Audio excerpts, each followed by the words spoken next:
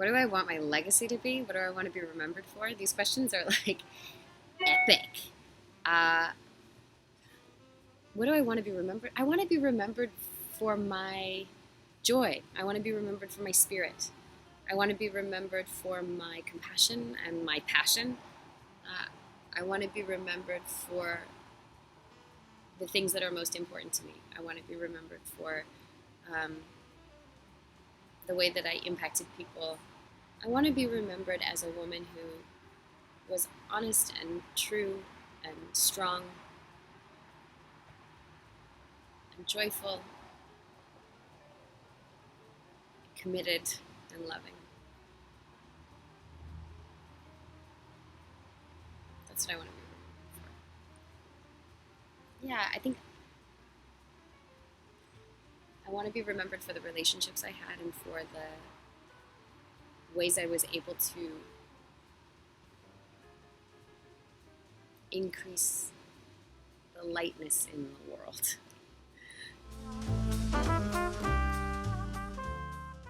Working for Jeunesse, I think, is the most gratifying thing that I've ever done.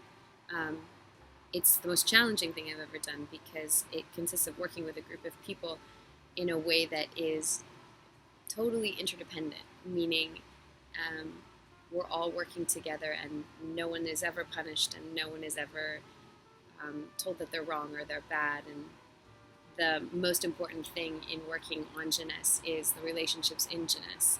And I'm not used to that. I'm used to the objective being met. I'm used to having like strict, hard, fast deadlines and lots of fear and punishment if I don't get it right. And in working for Jeunesse, there isn't any of that. So it comes purely from a place of self-motivation and self-direction. And that is really difficult. But I would say that working for the Jeunesse is the most satisfying and purposeful thing I've ever done.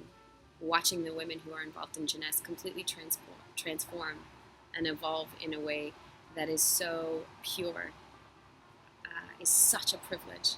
And really literally seeing people's lives path completely turn 180 degrees, where in one moment they really felt like this was all that they had and this was all that they could do, and then all of a sudden they come through Jeunesse and they start working with us and in our community, and it's like a whole nother life is born out of their new experience of themselves, and that's an incredibly satisfying and gratifying thing to do. I think it's challenging because I think Jeunesse is an organization that looks to all participants to be 100% responsible for themselves and their lives. So it makes it hard to blame people for mistakes that are made when you're always looking at your own responsibility and participation in the situation. But that's just hard for my ego and my pride. I think if the whole world operated in that way, we'd have a much more joyful and a much more efficient existence. The amount of time that we spend blaming one another is a little ridiculous. So working for Jeunesse is grounding and satisfying and humbling and wonderful. Wonderful.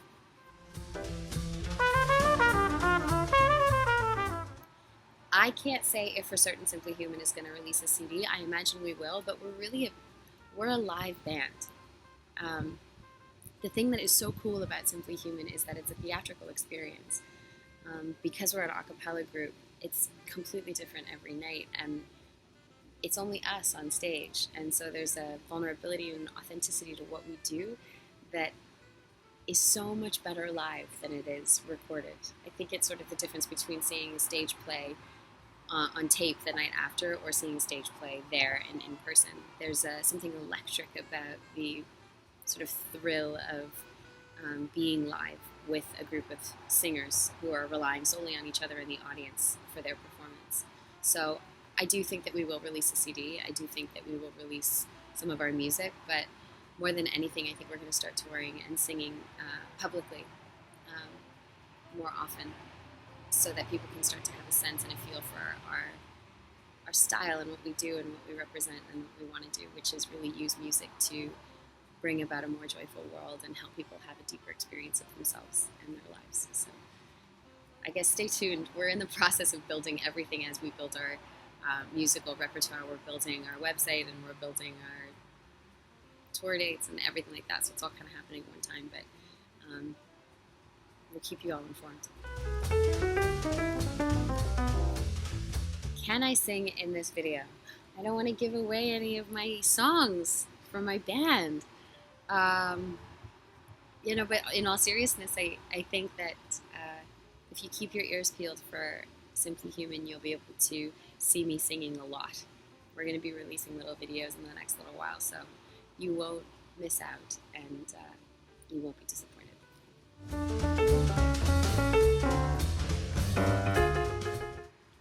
That's such a hard question. Oh my God. What's one thing I would do if I wasn't afraid of the results? I think I would make my own movie. I would write, direct, and star in my own film. But I'm terrified of my results. Lena Dunham is my hero. And Miranda July, these women that just put out their own work, Sarah Polley, without any fear. I think they're just so incredible. So, I don't know, maybe that is something that I would love to do at some point in time, but who knows if I'll ever get up the guts to do it. But that is definitely one thing that I'd like to do if I wasn't afraid of the results.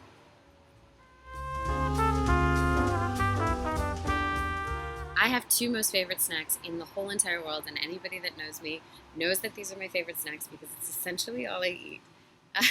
Cucumber and salsa, preferably peach salsa.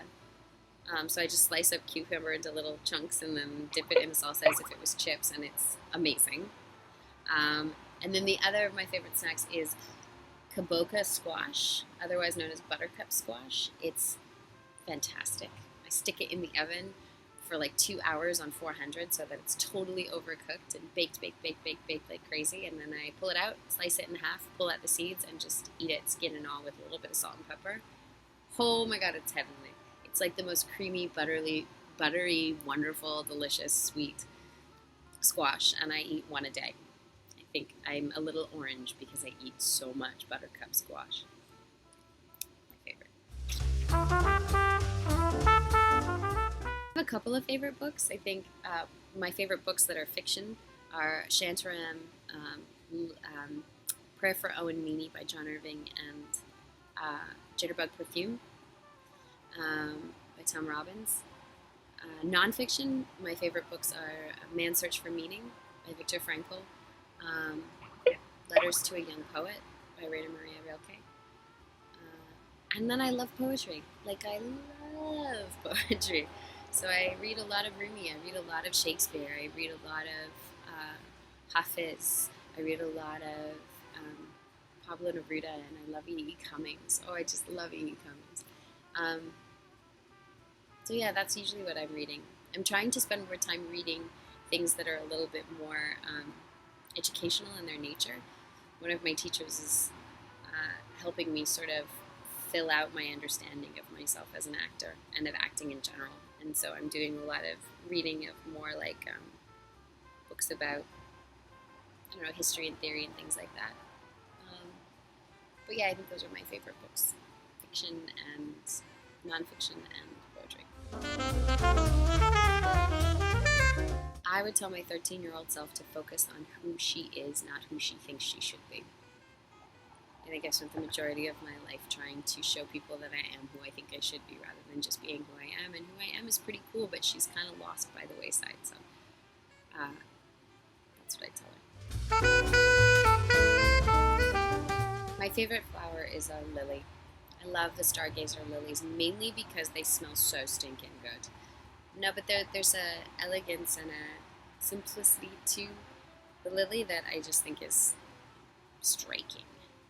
I also love gardenias. I have a gardenia plant in my garden. Her name is Ava Gardenia. She's fantastic. She blooms all the time. And I do love her. But I think in general my favorite cut flowers are lilies. My all-time #1 favorite time of year ever, never gets replaced is fall. I love fall.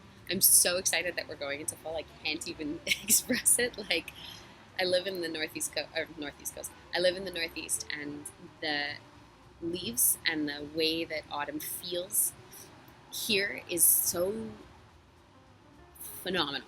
Like, it just doesn't get any better than fall. There's like a clean, crisp ness in the air, and squash is like everywhere. You can buy squash anywhere, and apples are super delicious, and the colors are just so vibrant. Um, yeah, I love fall. Autumn. My favorite quote right now is, "Look at how a single candle can both defy and define darkness." It's an Anne Frank quote, and I think it's incredible. The other quote that I often say to myself is a Rumi quote, and it says, "Let the beauty you love be what you do. There are thousands of ways to kneel and kiss the ground."